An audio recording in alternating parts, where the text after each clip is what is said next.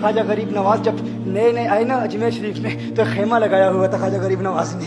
خیمے میں خواجہ غریب نواز عصر سے لے کر مغرب کے وقت تک روتے رہتے تھے. ایک نوجوان اجمیر سے باہر گیا ہوا تھا پڑھنے کے لیے, کچھ عرصے کے بعد واپس آیا اور اس خیمے کے قریب سے گزر ہوا اور گزرا تو رونے کی آواز آئی. فوراً دیکھتا ہے کہ خواجہ غریب نواز رو رہے ہیں, ابھی غیر مسلم ہے, اسلام قبول نہیں کیا. فوراً گھر جاتا ہے, ماں سے پوچھتا ہے, ماں یہ مسلمانوں کا گرو کیوں روتا ہے, مسلمانوں کا بابا کیوں روتا ہے؟ میں ہر روز گزرتا ہوں, عصر سے مغرب کے مابین جو وقت ہے یہ روتا ہے. ماں نے کہا جاؤ اس سے پوچھ لو کیوں روتا ہے. وہ نوجوان خواجہ غریب نواز کے خیمے کے اندر آیا, کہا بابا میں ہر روز یہاں سے گزرتا ہوں, آپ کے رونے کی آواز آتی ہے, بتائیے آپ کیوں روتے ہیں؟ کہا جاننا چاہتے ہو میں کیوں روتا ہوں؟ میں نے ایک مدت اپنے مرشد کے ساتھ گزاری ہے, مرشد کی خدمت میں گزاری ہے, مجھے اپنے پیر کی یاد رلاتی ہے, پیر کی یاد رلاتی ہے. میں عصر سے مغرب کے وقت تک اپنے مرشد کی یاد میں روتا رہتا ہوں. اس نوجوان نے کہا اچھا میں نے تو سنا تھا کہ انسان کو جب درد ہوتا ہے, تکلیف ہوتی ہے تو تکلیف انسان کو رلاتی ہے, آپ کو تو محبت ہے,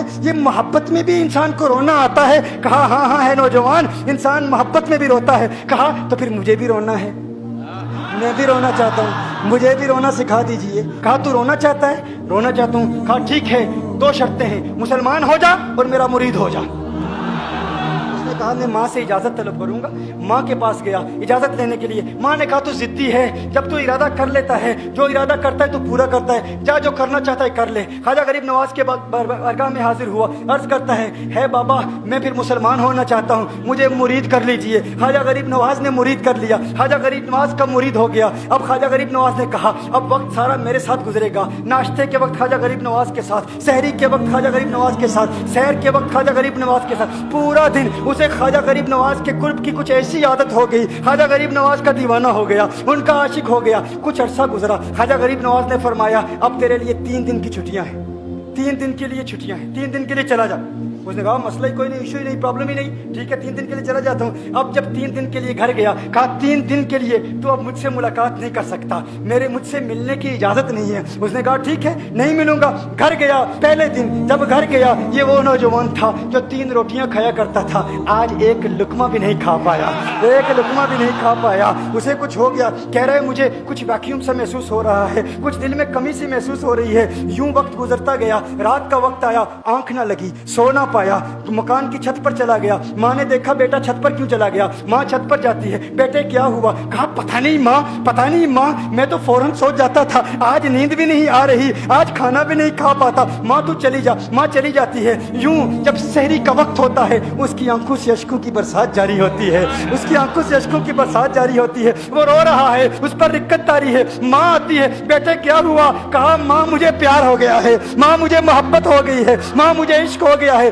جا غریب نواز کے پاس, کہا مجھے بلا لو, اب یہ جدائی برداشت نہیں ہوتی, اب مرشد کی جدائی برداشت نہیں ہوتی. ماں فوراً خواجہ غریب نواز کی بارگاہ میں حاضر ہوتی ہے. کہا میں نہیں جانتی ہے مسلمانوں کے بابا, تو نے میرے بیٹے کو کیا دے دیا, تمہارا تعلق نہیں سمجھ پاتی, تمہارا رشتہ نہیں سمجھ پاتی, لیکن وہ تو رو رہا ہے, کہتا ہے واپس بلا لو. خواجہ غریب نواز نے کہا نہیں ابھی وقت نہیں ہے, میں اپنی زبان میں کہتا ہوں. گویا کہ خواجہ غریب نواز نے کہا ہوگا ابھی تو ابتدائی عشق ہے, روتا ہے کیا, آگے دیکھ ہوتا ہے کیا. تیری تمنا تھی, تیری خواہش تھی کہ محبت میں رونے کی عادت ہو جائے, ابھی تو ابتدا ہے. ماں کو واپس بھیج دیا, کہا واپس چلی جا. اسے کہا ابھی اجازت نہیں ہے, وہ واپس چلی جاتی ہے. بیٹے کو بتاتی ہے کہ ہے میرے بیٹے, وہ تو اجازت نہیں دے رہا. کہا ماں سن لے, اب اگر نہ بلایا تو میں مر جاؤں گا, یہ محبت مجھے مار ڈالے گی. ماں اگر مجھے زندہ دیکھنا چاہتی ہے تو میرے مرشد کو راضی کر لے, میرے مرشد کو بتا دے اب یہ جدائی برداشت نہیں کر سکتا. ماں فوراً غریب نواز کی بارگاہ میں حاضر ہوتی ہے. کہا ہے غریب نواز کرم فرمائیے, مجھ ماں کی تمنا ہے, مجھ ماں کی آرزو ہے, وہ مر جائے گا. کہا ماں کی تمنا ہے, تیری بات مانتا ہوں, جا اسے واپس بھیج دے. وہ فوراً بھاگتا ہوا خواجہ غریب نواز کی بارگاہ میں حاضر ہوتا ہے. اس وقت خواجہ غریب نواز اپنے مریدوں کو درس دے رہے ہیں, ایک مجمع لگا ہوا ہے. وہ فوراً خواجہ غریب نواز کے دروازے پر کھڑا ہوتا ہے اور پھر مرید یہ منظر دیکھ رہے ہیں. خواجہ غریب نواز کو دیکھتا ہے, خواجہ غریب نواز اسے دیکھتے ہیں. وہ میں نے کہا تھا نا نگاہ مست ملائی تو میں پلا کے اٹھے, جہاں وہ بیٹھ گئے میں قدا بنا کے اٹھے. خواجہ غریب نواز نے اس کی آنکھوں سے آنکھیں ملائی اور پوچھا اب پتا چلا محبت میں رونا کیسے آتا ہے, اب پتا چلا. اس نے کہا ہے غریب نواز کرم فرمائیے. فوراً غریب نواز नवाज को पुकारता हुआ गरीब नवाज के कदमों में आ गिरा, गरीब नवाज के कदमों से लिपट गया। अब मुरीदीन इस मंजर को देख रहे हैं और हैरान हो रहे हैं कि सिर्फ वो मुरीद ही नहीं रो रहा, सारे मुरीद रो रहे हैं, इस प्यार के रिश्ते को देख रहे हैं। और फिर एक अजीब और गरीब मंजर, ख्वाजा गरीब नवाज ने कहा, आज रात तूने खाना खाया था?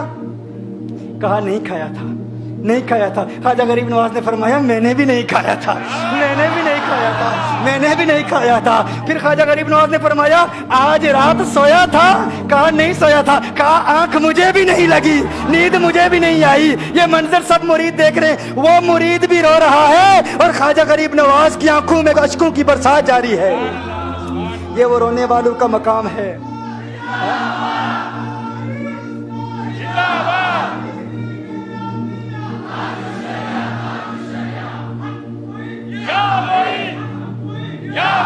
ये डिस्कशन हो रही है पीर और मुरीद की, और फिर ये आंसू बातें कर रहे हैं। मेरी दास्तान हसरत वो सुना सुना के रोए, मेरी दास्तान हसरत वो सुना सुना के रोए, मेरे आजमाने वाले मुझे आजमा के रोए। कोई ऐसा अहले दिल हो कि फसाना है मोहब्बत, मैं उसे सुना के रोऊं, वो मुझे सुना के रोए।